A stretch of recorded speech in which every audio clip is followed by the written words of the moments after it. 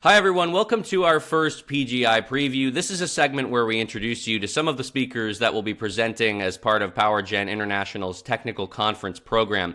For more, I'd like to welcome Jackson Wooten. He's a mechanical engineer at Burns & McDonnell. He is presenting at the session Winterization Through Changing Demography and the Demand for Reliable Power. It's part of our Optimizing Plant Performance track. Jackson, power plants in the southern United States are being challenged by an increasing number of extreme cold weather events. We've seen sobering reports about Winter Storm Elliott and others that have caused widespread power outages. Can you describe the landscape for what is happening? And you've noticed two trends specifically, right? That's correct. Yeah, thanks, Kevin. Appreciate you having me on.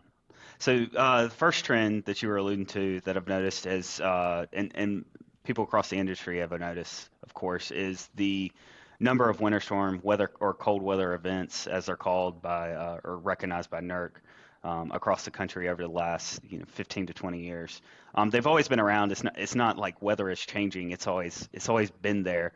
But in particular, the effects of these winter weather events in the southern United States, where winterization has been a challenge for utilities, is the first trend that I've noticed. So the second trend that's been really hitting, or that I've recognized more recently, and this was done through a study of census data, is the moving population around the country. So noticing that there's been more population movement to the southern states in particular, so that includes even the Southwest and the Southeast, and then also there it was noticed that there was some population growth over in the west on the western side as well.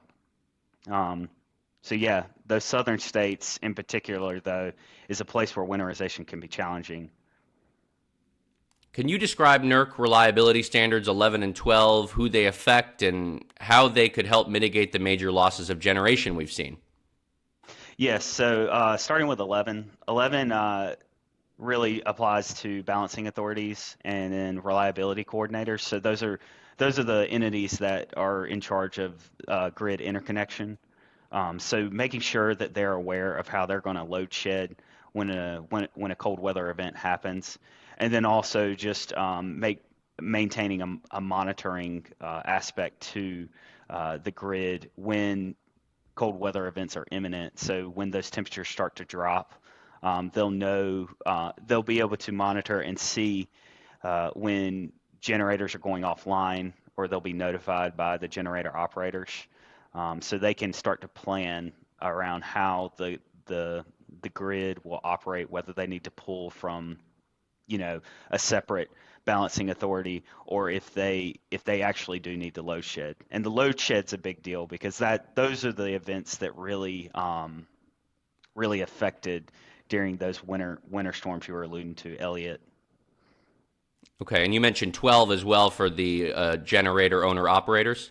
That's right. So 12 is more geared toward practical implication of, or implementation of winterization techniques at a power plant. So we can go through a couple of techniques on what those would be. But yeah, essentially getting your power plant ready for a winter weather event, if it is imminent.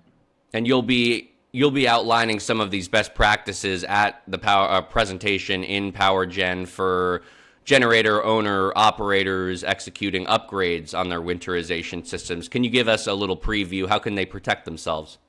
Yeah, that's right. So a couple of the practices I'll be talking about. The first one is so making sure your sensing lines and for your instruments and transmitters are protected. So that would be like your tubing that's coming off your pipe that's going to an instrument. So making sure that tubing is heat traced properly, and then for the instruments themselves, making sure that they're installed within a protective enclosure. And a lot of times we like to recommend heaters that go in those enclosures as well. So those are critical to. I'll speak to two specific transmitters that can really that are really critical to a power, especially a combined cycle plant's operation. That would be the Hersig drum level transmitters and pressure transmitters. They're small. but they're very important. If anything happens to those are going to trip the unit. So those are ones that you really want to make sure that you have these, these freeze protection measures installed on. Jackson is presenting January 23rd at 2 p.m. at PowerGen in New Orleans. Again, for more on our content and to register, please go to powergen.com. Jackson, thanks for your time today. I appreciate it. Thanks, Kevin.